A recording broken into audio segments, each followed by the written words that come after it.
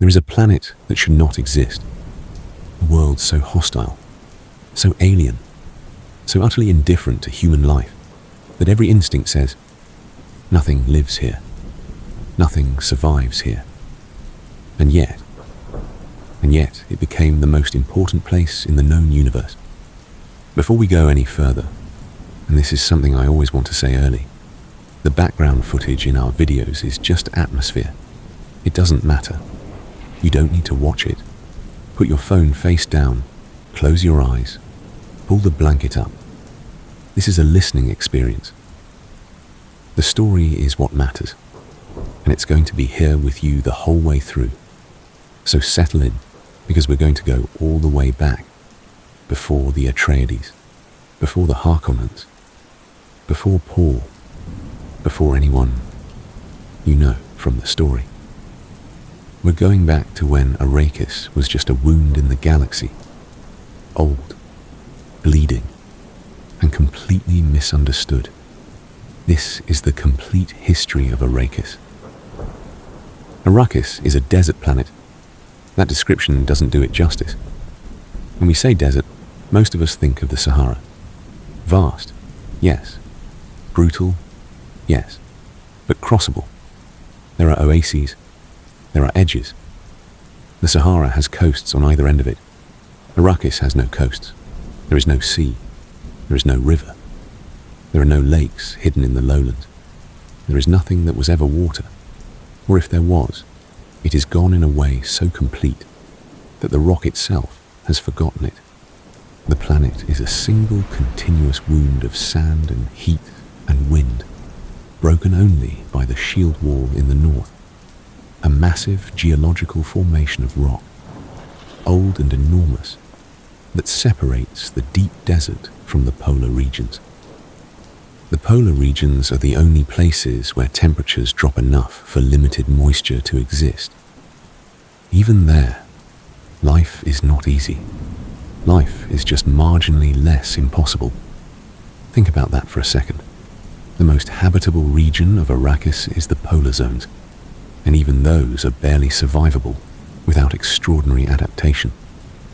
The deep desert, the erg, the open sand sea, is something else entirely. Temperatures during the day exceed anything a human body can withstand without full body protection. Nights drop fast and hard. The winds carry sand at velocities that strip exposed skin in minutes.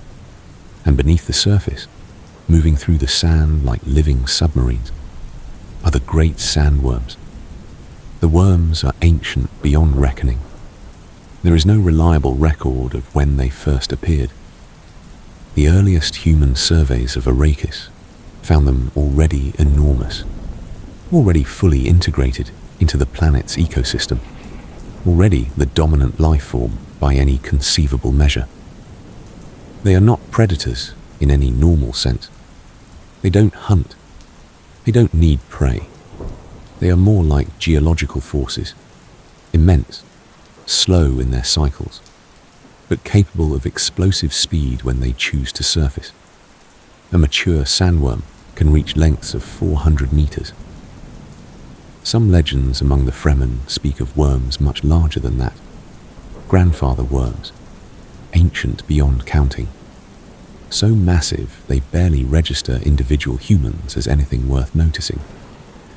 And here is the thing nobody fully understood for centuries, even with all the imperial science and all the guild analysis trained on this one planet. The sandworms and the spice are the same thing. Not metaphorically, not ecologically, literally. The Spice Melange is a product of the sandworm life cycle. The pre-spice mass, a biological bloom that forms deep underground, explodes to the surface when water contacts it, producing the heady orange cloud of raw spice that the Fremen call the water of life in one of its forms. The sand plankton, the tiny organisms that cover the desert floor like an invisible carpet, feed on the spice. The sand trout, flat, leathery creatures that seem primitive compared to the great worms, encapsulate water sources to keep the deep desert dry, because water is lethal to the pre-spice mass. The sand trout eventually transform. They grow. They become sandworms. The sandworms are therefore not just the apex life form of Arrakis. They are the spice producers. They are the water controllers. They are the reason the planet is what it is. Remove the sandworms, and Arrakis changes completely. Keep the sandworms, and nothing else on this planet can fully thrive. But the spice flows. This is the paradox that Arrakis has held since before humans arrived. The planet is hostile precisely because of what makes it valuable. The poison is the medicine. The desert is the garden, if you know how to see it right. For most of recorded history, humans didn't. The first humans to reach Arrakis were not colonists in any planned sense. They were deposited, left, marooned in a manner so old that the records have blurred past the point of clarity. The Zensunni Wanderers. You need to understand something about the pre-Imperial era of the Dune universe to understand who these people were. The Butlerian Jihad, the great war against thinking machines that reshaped all of human civilization, had ended. The old order was shattered. Humanity was scattered and scarred, rebuilding itself across 100 worlds without the artificial intelligence it had come to depend on. In that chaos, in that massive reorganization of power and population, certain groups fell through the cracks. The Zensunni were one of those groups, a religious community with roots in ancient Earth, a blended tradition drawing from Sunni Islam and Zen Buddhism, combined over centuries of displacement into something that was its own thing entirely. They were not politically powerful. They were not wealthy. They were, by the standards of their era, inconvenient. They were enslaved, moved from planet to planet over generations. Poritrin, Salusa Secundus, Bella Tegeus, Rossack, Grumman. Each time they were moved, their numbers thinned. Each time they were settled somewhere new, the place proved unsuitable or dangerous. They were being worked down, slowly, through displacement and hardship. Arrakis was the last stop. Whether they were intentionally abandoned there, or whether they simply stayed when no one came back to move them again, is not entirely clear from the oldest records. What is clear is that a remnant of the Zensunni Wanderers found themselves on one of the most hostile planets in the known universe, with almost nothing, and had to decide whether to die or to change. They chose to change. The transformation took generations, centuries. It was not a conscious decision made by a single leader or council. It was a slow, grinding, evolutionary adaptation, biological, cultural, and spiritual. The people who eventually became the Fremen were not born from that original group. They were built from it, shaped by the desert the way a stone is shaped by a river, slowly, completely, and without mercy. The early Zensunni settlers on Arrakis lost many things. They lost easy access to water. They lost the religious structures that couldn't survive desert conditions. They lost traditions that assumed you had enough food, enough shelter, enough comfort to observe them. They lost the assumption that life was a given. What they kept, and what they strengthened, was the core of their spiritual understanding. The idea that this world was a trial, that the desert was not an enemy to be overcome, but a teacher to be respected. That waste of water, of life, of any resource was the deepest sin. That death was not the end of the conversation. And slowly, generation by generation, they went deeper into the desert, because here is what the early settlers discovered that nobody on the outside would believe for a very long time. The deep desert, for all its apparent hostility, could shelter you if you knew how. The great rock formations, the hidden sietch, cave systems carved by ancient geology, sealed by the Fremen themselves against wind and sand.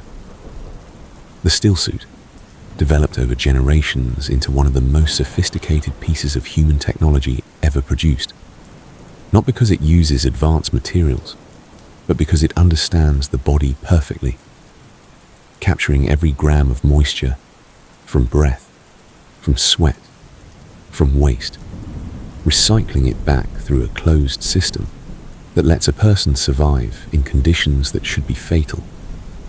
The early Fremen didn't have all of this at once. They built it across centuries.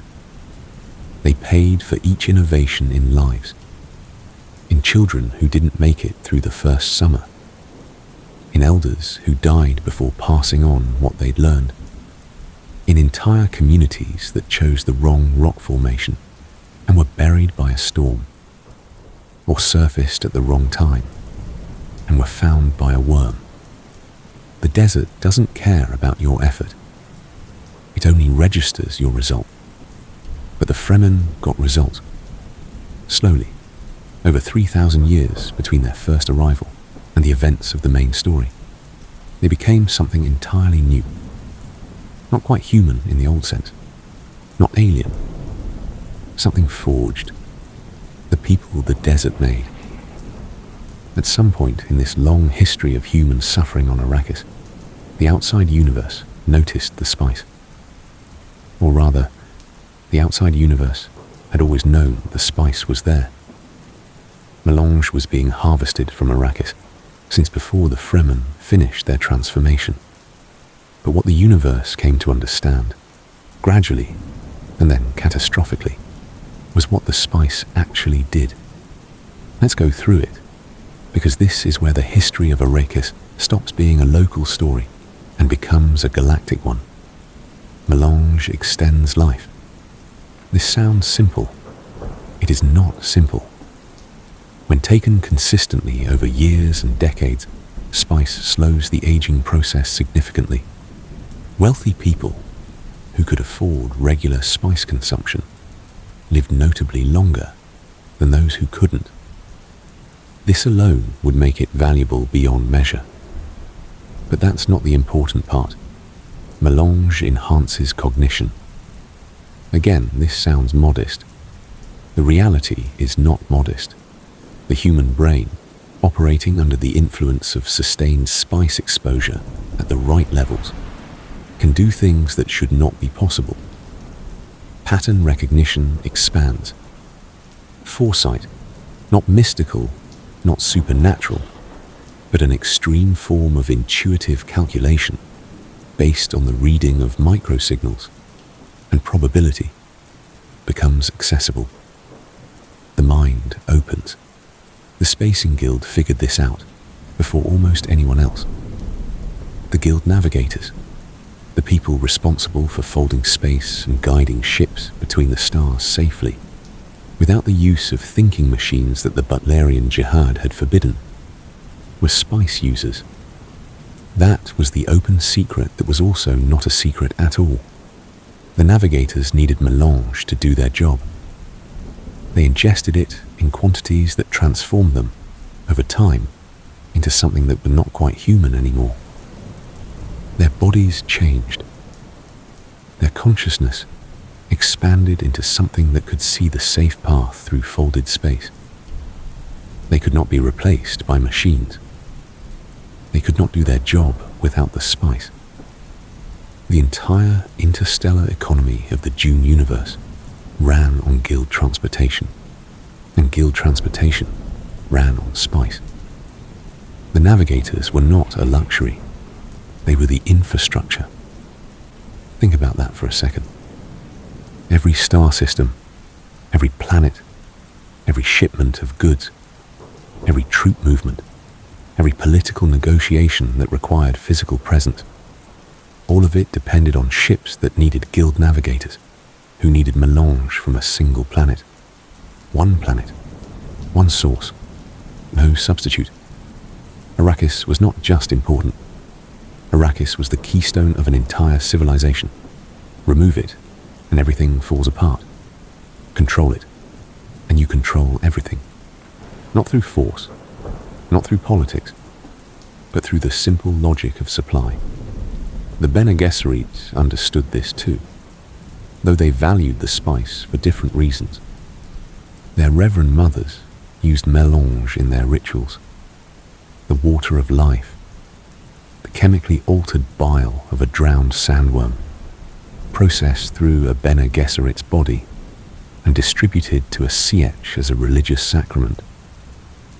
This was the process by which a reverend mother unlocked access to her genetic memory, the accumulated lives of every female ancestor in her line. The spice was the key to an internal universe as vast as the external one. The mentats, the human computers trained to replace thinking machines, used melange to enhance their calculations. The suit doctors used it. The noble houses used it.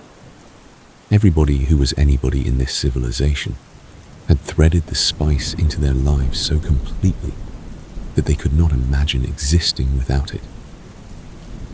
And all of it came from one world that most of them had never seen, managed by people who had been enslaved and abandoned there, and whom nobody took seriously.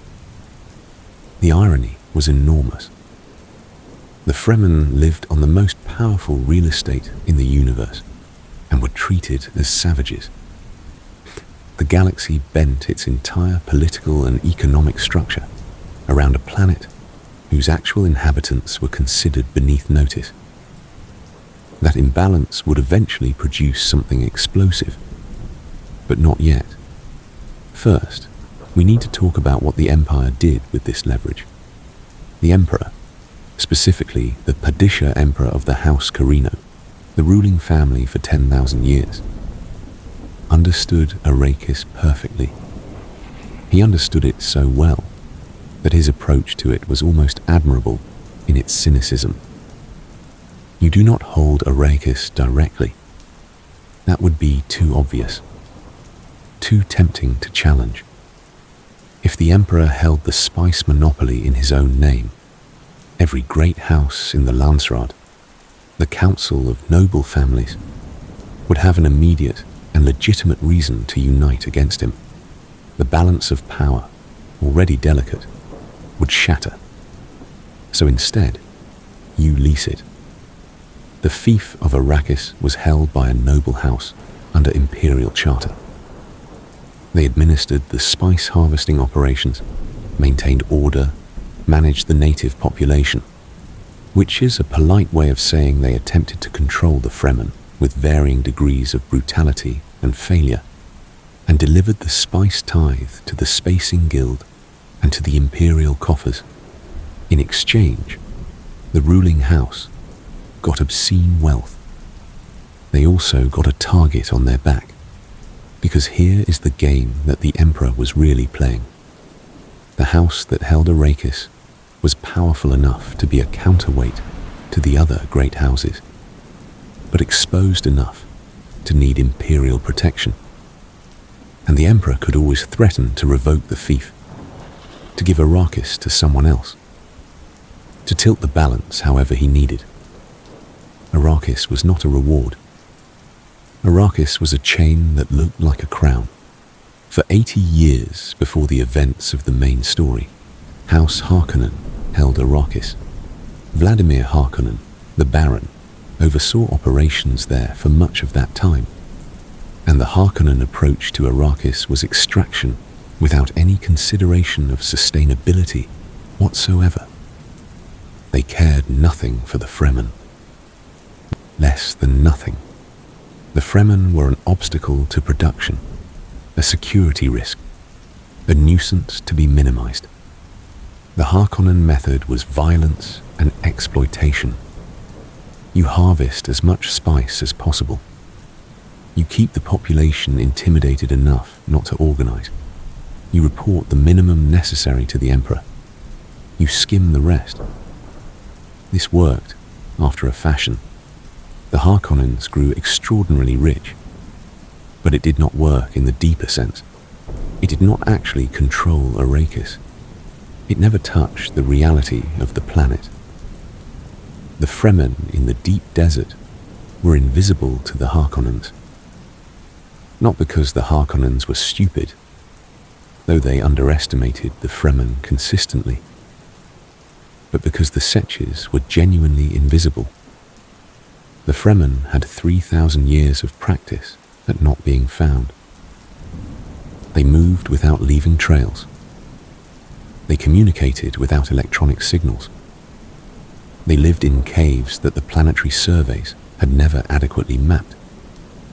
They existed in the open desert, where no Harkonnen soldier would willingly go. And in those caves, over those 80 years, they were doing something. They were training.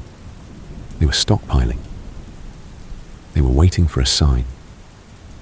The Fremen had their own relationship to prophecy and expectation, seeded there over generations by Bene Gesserit missionaries who had their own long game in play.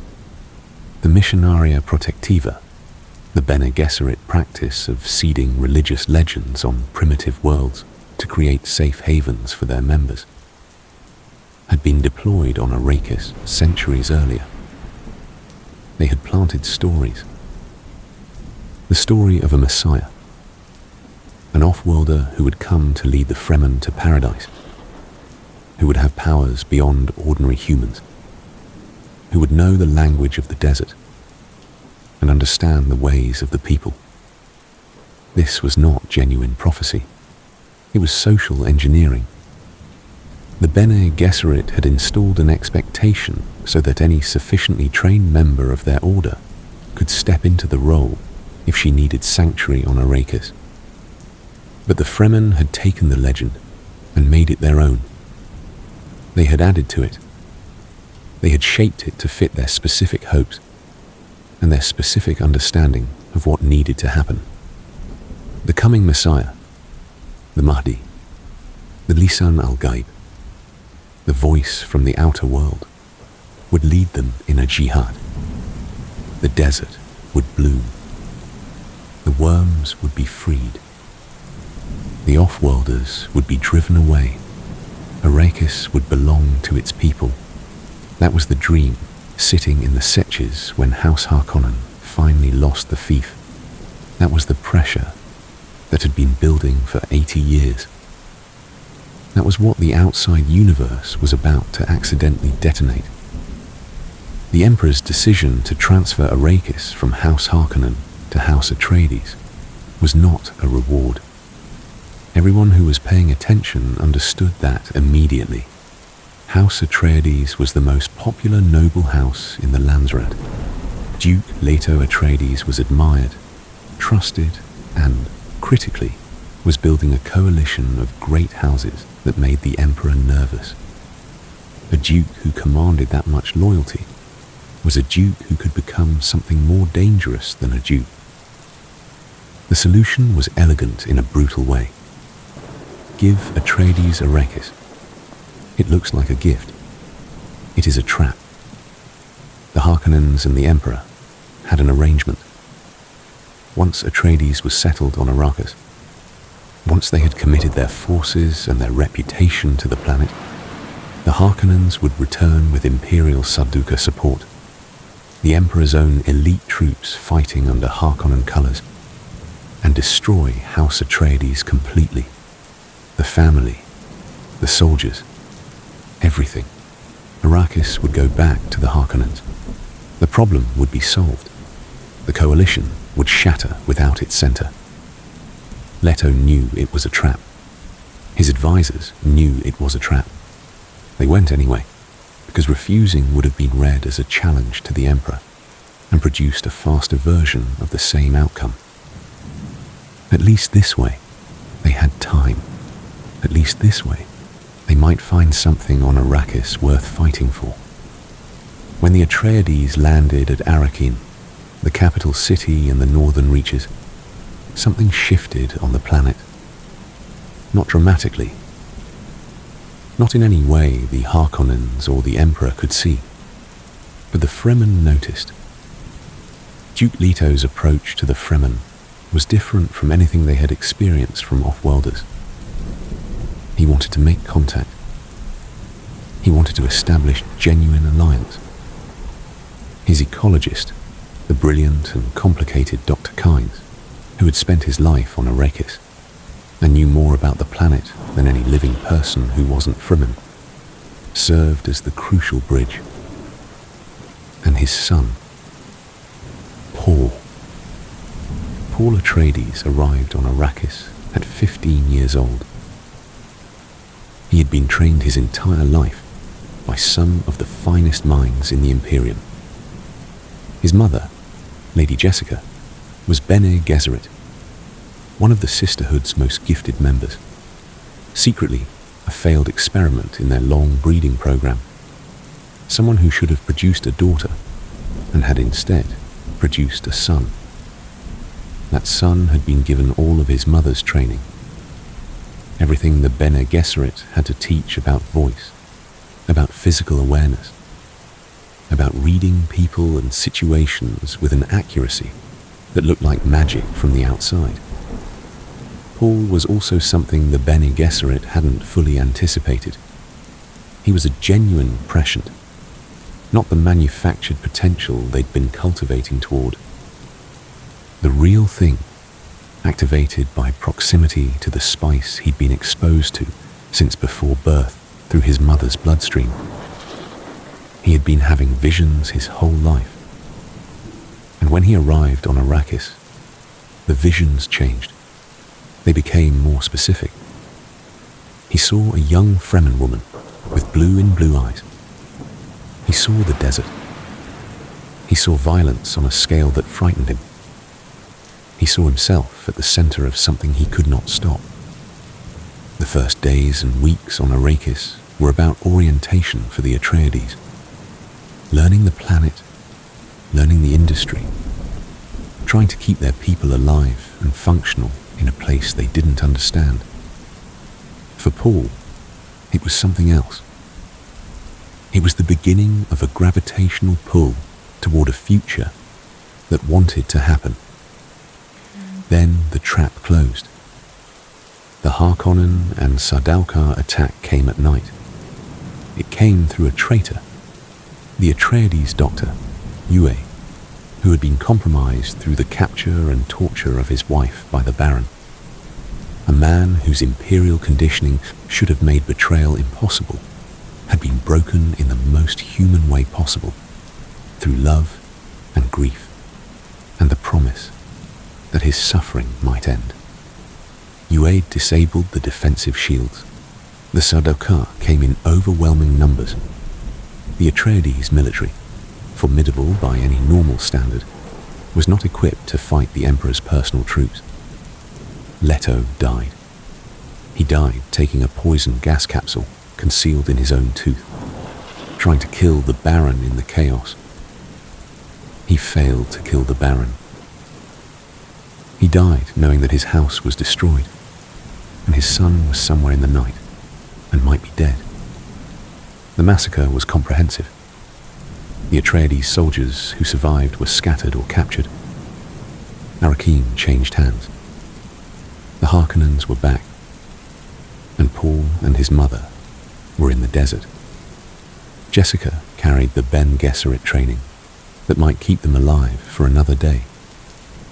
Paul carried the visions that were now sharpening into something he could almost navigate. They were taken prisoner briefly, transported over the open desert by Harkonnen officers who intended to drop them and let the desert finish what the attack had started. Clean hands, no bodies to find. But Paul and Jessica escaped. Into the desert. Into the place everyone who wasn't Fremen treated as certain death. In the open desert, trying to survive their first night, the Fremen found them instead. This is the pivot point. This is where the history of Arrakis stops being background and becomes destiny. The Fremen group that found them led by Stilgar, one of the great Naib leaders of the southern Setches, had every reason to kill them immediately. Every off-worlder was a potential threat, a potential spy. The desert did not do courtesy to strangers, but Paul demonstrated things in that encounter that stopped the calculation. He had been trained in combat styles the Fremen recognized, styles that came from their own traditions, filtered through generations and brought back to him through his Bene Gesserit inheritance. He knew things he should not have known. He moved in ways that should not have been possible for someone who had never been in the desert. He used the voice, the precise verbal technique that compels compliance, and it worked on people who had been partially conditioned against it by the Missionaria Protectiva's own embedded legends. The legend was walking toward them. Stilgar was not a credulous man. He was one of the shrewdest leaders among the Fremen, and even Stilgar could see that this was not a normal boy. They took Paul and Jessica to Siege, and the history of the universe quietly changed direction. To understand what happened next, you need to understand what a sietch actually was, because it wasn't a camp, it wasn't a temporary shelter, it was a civilization. The great sietches of the southern desert, Sietch Taba, where Stilgar led, was one of the most important, held thousands of people. Cave systems carved by geological charts and expanded by Fremen labor over generations, sealed with airlocks that maintained internal humidity at levels that were almost inconceivable by surface standards. Inside a sietch, you could breathe without a stillsuit. Inside a sietch, there was moisture in the air. There were children who had never felt the open desert wind. There were elders who remembered the elders who had begun the Great Project. The Great Project.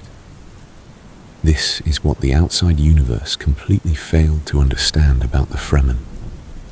They were not simply surviving. They were terraforming. Doctor, Kynes, and before him, his father, and before that, the Fremen visionaries who had accepted Kynes' father's plan, generations earlier, had set in motion a program to change Arrakis. The water table, buried impossibly deep, was being accessed. Wind traps, extraordinarily sophisticated devices that pulled moisture from the desert air at night, had been installed across vast stretches of the desert, each one adding incrementally to the water budget. Ecological testing stations maintained carefully shielded pockets of vegetation. A botanical census of every plant that could survive in desert conditions was being maintained and expanded. They were not trying to make Arrakis comfortable.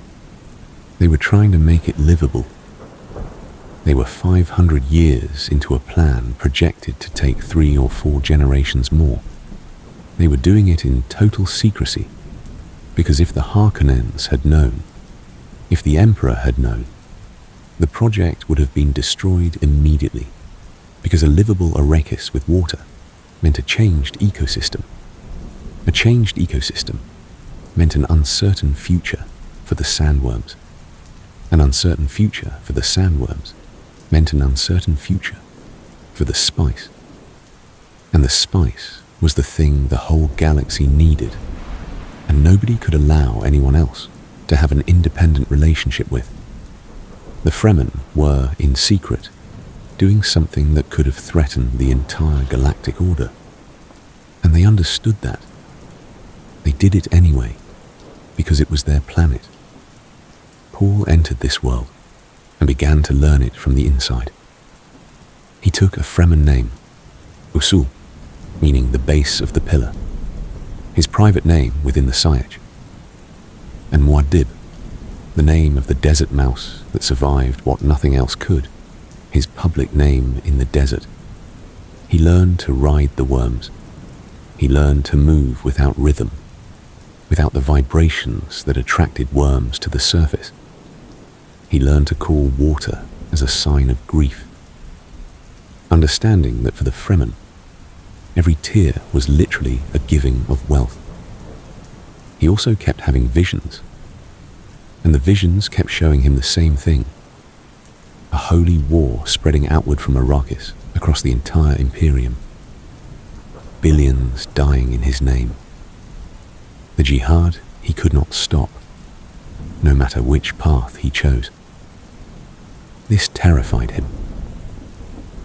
He tried to navigate around it. He could not find the angle.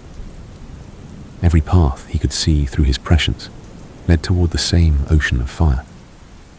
His mother became something the Fremen had not had in a long time. A reverend mother. She took the water of life, the unconverted bile, the poison that kills anyone who cannot convert it, and she transformed it through Bene Gesserit training, becoming in that moment what only Bene Gesserit reverend mothers were supposed to be. And in doing so, she accidentally changed her unborn daughter. The child she was carrying, Alia, was exposed to the full ancestral memory in the womb. Alia was born Fremen. Alia was born with the memories of every woman in her line, fully accessible from birth. She was something that had never existed before. The Fremen called it abomination, and also called it a holy sign, and both things were probably true. 2 years passed in the desert. 2 years of Paul becoming Fremen, becoming Muad'Dib, becoming something the visions had been preparing him for. 2 years of the Fremen watching and deciding. Let me stay here for a moment before we reach the battle, because this part of the story gets rushed when it shouldn't. The Fremen had built something remarkable. Not just the ecological project, not just the still suits and the thumpers and the maker hooks for riding worms. They had built a culture that was wholly adapted to scarcity in a way that no comfortable civilization fully grasps. Water was not a resource. Water was sacred. When a Fremen died, their water was reclaimed. The body was processed, carefully, with respect, but completely, and the water returned to the community's hidden cisterns. This was not macabre. This was survival, shaped into ritual. The dead gave their last gift. Nothing was wasted. The community continued. Grief, for the Fremen, was expressed by the offering of water from your own eyes. Tears were the most expensive thing a person could give.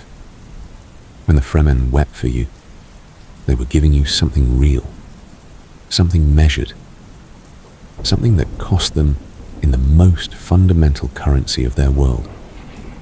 Fighting ability determined rank among the men. Leadership was earned and could be challenged. The naib of a sietch could be challenged by any man who wanted to take his place. Single combat, to the death. This wasn't barbarism. This was adaptation.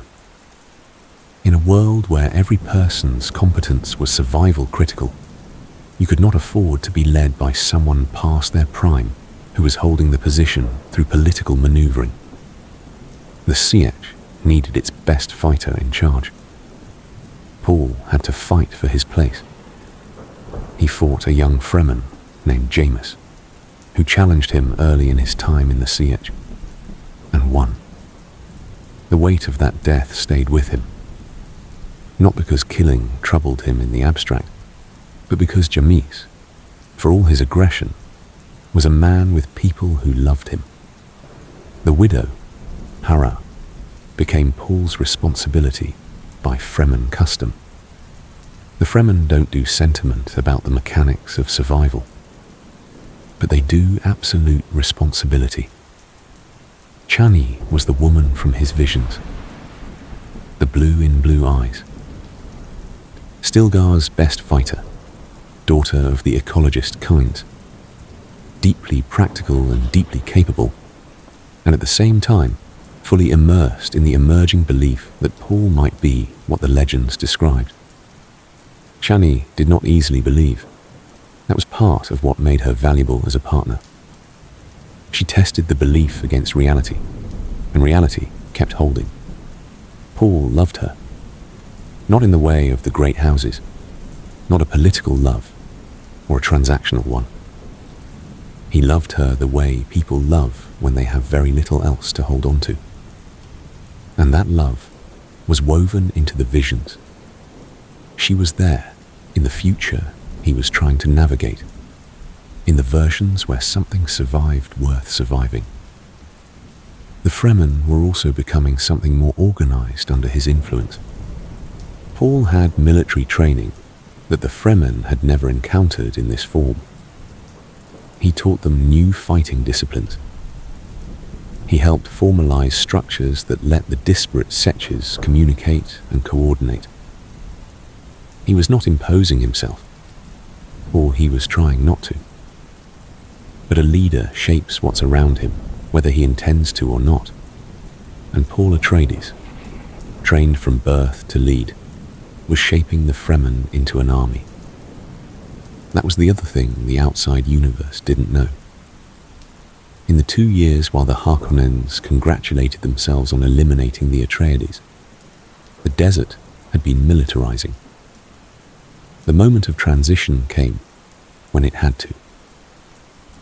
Paul consumed the water of life, took the risk his mother had taken, the risk that should have killed him, and emerged from it as something that had fully unlocked. The visions resolved into a kind of sight that was not exactly sight. He could see the threads of possibility spreading forward in time. He could see the paths. He could see which ones led where. And he made his choice. The spice harvester had been sabotaged. The Harkonnen hold on Arrakis was weakening from internal pressure. The Emperor himself had come to the planet, a sign of how seriously the situation had degraded, because Padishah emperors did not personally travel to problem worlds without reason. His Sardauka were present in force. Paul called the attack during a massive desert storm, the kind of storm that grounded aircraft, that made navigation nearly impossible, that the Harkonnens would never have imagined anyone willingly operating within. He rode a worm into it. The Fremen rode with him. They used atomics on the shield wall. The great northern barrier that protected the capital from the deep desert was breached. Through that gap poured the open desert, wind and sand and worms, and 50,000 Fremen who had been waiting for this moment for 2 years, for a generation, for 3,000 years, depending on how you measured it. The Sardaukar were among the finest soldiers in the Imperium. They had never lost. The reputation of the imperial military was built on their invincibility. They met the Fremen fighters in the passes below the wall and discovered, possibly for the first time in their existence, what it was like to be outmatched. The Fremen fought in the way that only people who have trained their whole lives in conditions that would kill anyone else can fight. They were faster. They were more acclimatized. They understood the terrain the way their enemies never could. And they had numbers. Not just Paul's siege, not just Taba, but the consolidated fighting force of every major southern siege, gathered in secret over months. The battle was not long. That's the strange thing about the end of some of the most important conflicts in history. They end quickly, when the balance finally tips. The Harkonnens broke almost immediately. The Sardaukar held longer, but they were fighting in sand, in a storm, against an enemy that seemed to emerge from the desert itself. They held, and then they broke too. The Baron Harkonnen was killed, not in the battle's main action, by a child. Alia, Paul's sister, born with the full force of ancestral memory already present, confronted the Baron in the chaos and drove a Gom Jabbar into him, the weapon of the Bene Gesserit, used by a girl who was not quite 3 years old by outside reckoning, and who had been a full consciousness since before her birth. The Emperor was taken, captured, essentially, as his forces collapsed around him. Paul stood in the ruins of Arrakis and made his demands. He would take the Emperor's daughter, Princess Irulan, as his political wife. Not his true wife, not the woman he loved, but the vessel of legitimacy that would transfer the Carino throne to a new reality. He threatened to destroy the spice, to blow the ecological transformation program and seal every spice vein on the planet, ensuring that the worms could not produce melange for a generation. The guild's navigators would go blind. The Empire would fall apart without the ships to hold it together. Nobody doubted him. That was the key thing. He had already done what everyone said was impossible. The threat was entirely believable. The imperial houses capitulated. The deal was made. Paul Atreides became Muad'Dib, Emperor in fact, if not yet in title, the leader of the Fremen, the holder of Arrakis. And the jihad began, because Paul had seen it coming and could not stop it. The true believers took the fire he had lit and carried it outward across the stars, and billions died in the years that followed, in the name of a man who had never wanted to be a god. That is where the first great arc of Arrakis' story ends. Not in triumph, in ambivalence, in the recognition that winning exactly what you fought for can still be a kind of loss, if the winning itself becomes something you cannot control. But Arrakis does not stop when Paul's story enters its next chapter. The planet has never been a backdrop. It is a protagonist, and its story continues. The jihad that spread from Arrakis in Paul's name lasted roughly 12 years. When it ended, the Imperium was remade. House Carino was reduced. The Spacing Guild remained, because it had to. The spice kept flowing. The navigators kept needing it. The Bene Gesserit reoriented their long programs around the new reality. The Landsraad adjusted. And on Arrakis itself, something began to shift. The ecological transformation program continued. The wind traps and the moisture farming, and the carefully managed water budget that the Fremen had been building for generations. It was now being accelerated, with Atreides' power behind it, with resources the Fremen had never had access to before. The project moved faster. Green things began to appear in the northern regions. Small expanses of vegetation, experimental, fragile, but real. The Fremen were divided about this. Here is the tension that runs through everything that comes after Paul's victory. The dream of transforming Arrakis and the reality of what a transformed Arrakis would mean were not the same thing. The Sietch communities had been built entirely around water scarcity. Their culture, their religion, their social structures, their identity, all of it was shaped by the desert. A green Arrakis was not the Fremen's Arrakis. A planet with rivers and open water and a survivable surface was a planet where the Fremen's hard-won adaptations were no longer advantages. And there was the sandworm problem. Water was lethal to the worms. As the water table changed, as surface moisture increased in the transformed zones, the worms retreated. The spice production in those areas decreased. The sand trout, responding to the ecological disruption, worked overtime to encapsulate the new water sources. But the scale was too large. The balance that had existed for millennia was beginning to shift. or Paul himself. In the years before he walked into the desert blind, following the ancient Fremen tradition of a leader whose usefulness had been ended by physical incapacity, was deeply ambivalent about the transformation. He could see what it would do. He had prescience, and he could see that a truly green Arrakis was also an Arrakis without worms. And without worms, the spice died.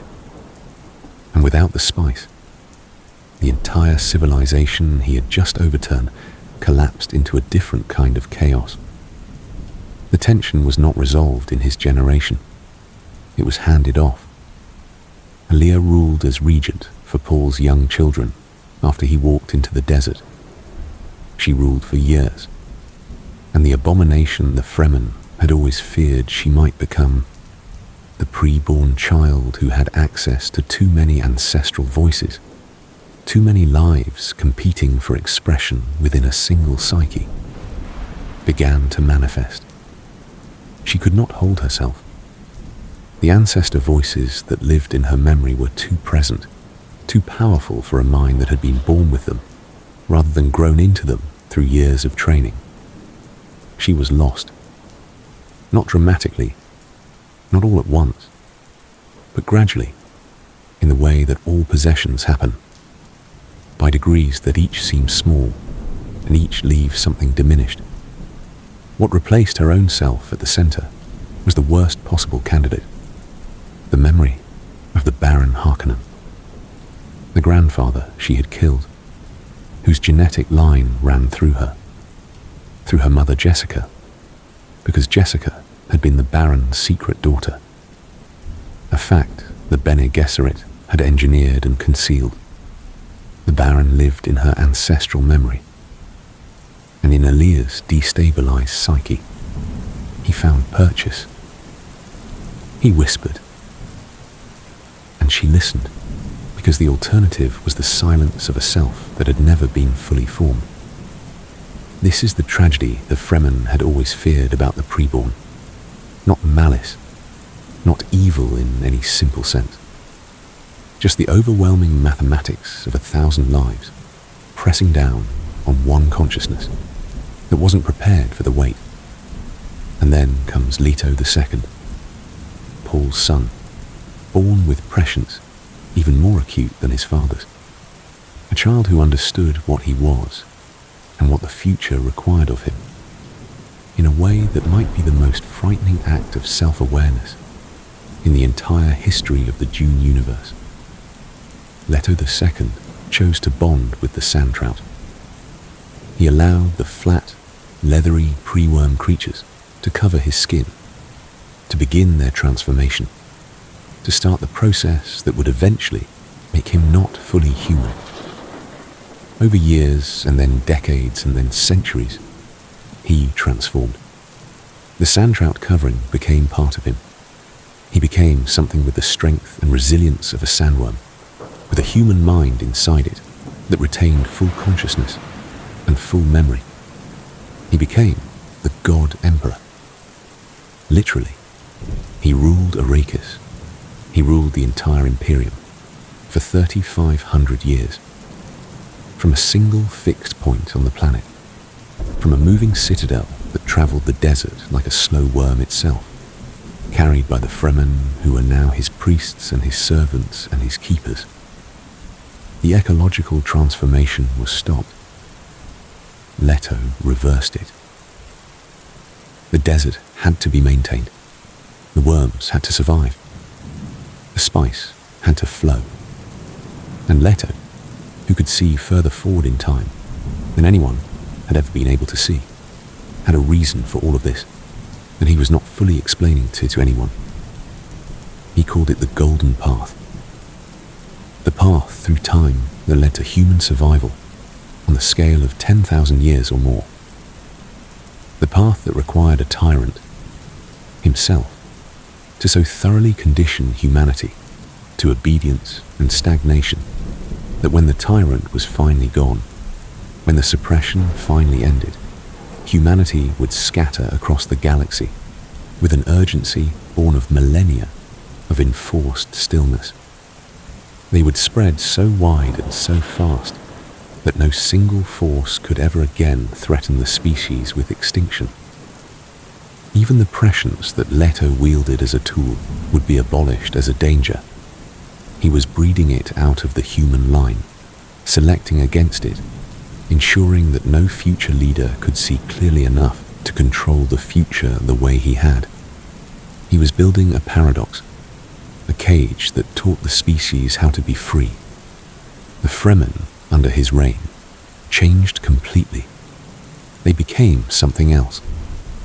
The desert disciplines that had been their survival became ceremonial. The true desert was still there, but the people who lived in it were more comfortable, more settled, more integrated into the imperial structure. They wore still suits as tradition, not necessity. They told the old stories, but they were stories now, not lived experience. Leto watched this and allowed it. He needed the Fremen's wildness to reduce, needed them to lose the edge of their desperation, because the edge would come back after him. It would come back in the scattering, when they spread to the stars and had to start again. The capacity for harshness that the Fremen's ancestors had carried would be present in the human genetic inheritance. He was not doing this for himself. He was doing it for everyone who would come after. Across millennia, they would never know he had planned for. And then, when the time was right, when the breeding program he had quietly maintained had produced the people who could resist prescience, the people who were invisible to his God sight, he allowed himself to die. He fell from his bridge into the sacred water below. The sand trout covering him died on contact with the water. The worm he was becoming died.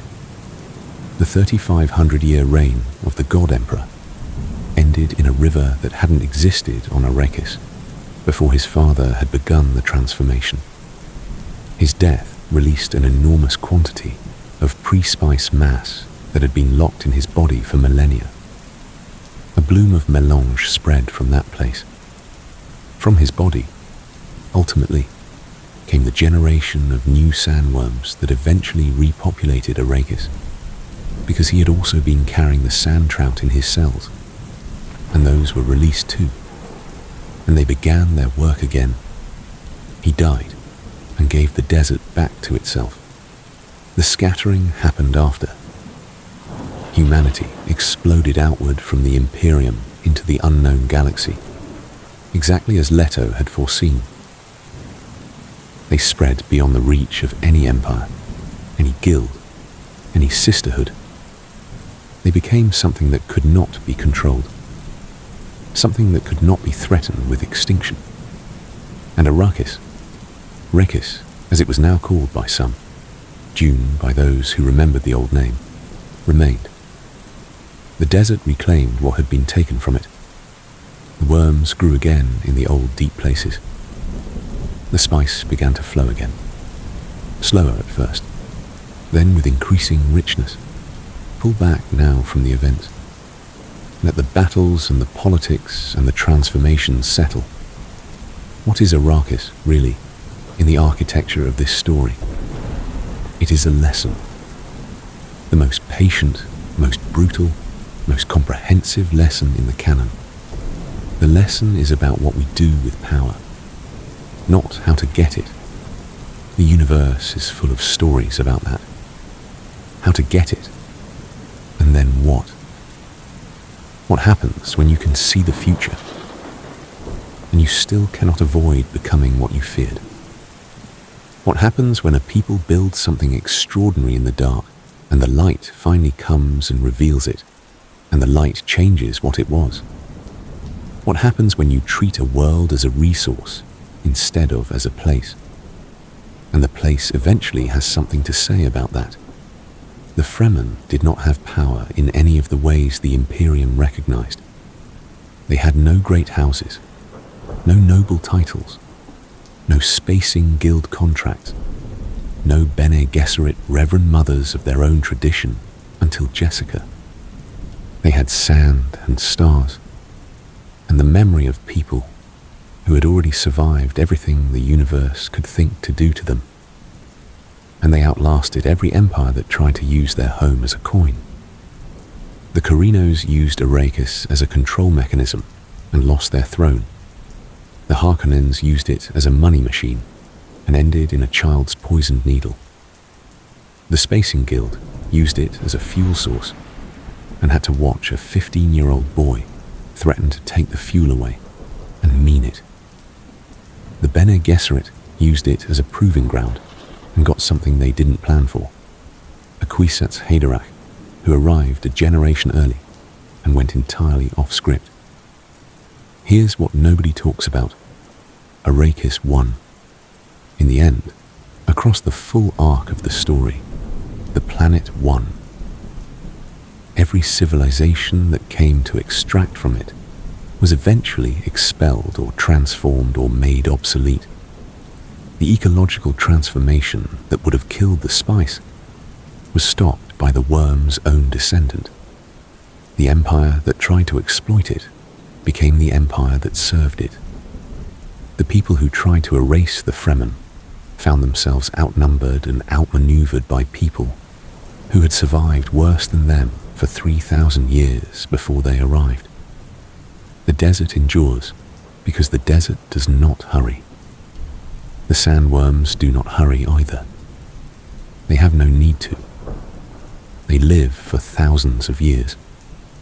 They see individual human lifespans, the way we might see the movement of a cloud across an afternoon. The great worms, Shai-Hulud, the Fremen call them. Old man of the desert, grandfather of the desert, maker, are not hostile to humans. They are simply indifferent in a way that feels hostile to things that move as fast as we do. But the Fremen learn to respect that indifference and work within it. That's the deepest adaptation of all. Not the still suit, not the sandworm riding, not the thumper or the maker hook, or the precise knowledge of when the worm will surface and when it will dive. The deepest adaptation is the acceptance of the planet's terms. The Fremen did not beat the desert. They became part of it, and in becoming part of it, they became capable of things that no outside force could match. Paul's tragedy was that he knew this and couldn't fully live it. He knew the desert's lesson, but carried the weight of prophecy, which is a kind of impatience, the desire to know the end, to navigate the threads, to avoid the worst outcomes. The prescient mind is always rushing toward or away from something. The desert just is. Leto II learned the lesson more completely. He gave himself to the desert in a way his father never quite managed, literally, biologically, over millennia. But even he was acting on a plan, still trying to control the ark. The golden path was wisdom on a scale that strains belief, but it was still a plan. The desert doesn't plan. Maybe the closest anyone comes to the desert's actual nature in this story is the Fremen who never become famous. The Naib in a sietch that no one names. The woman maintaining the wind trap on a night that will never be recorded.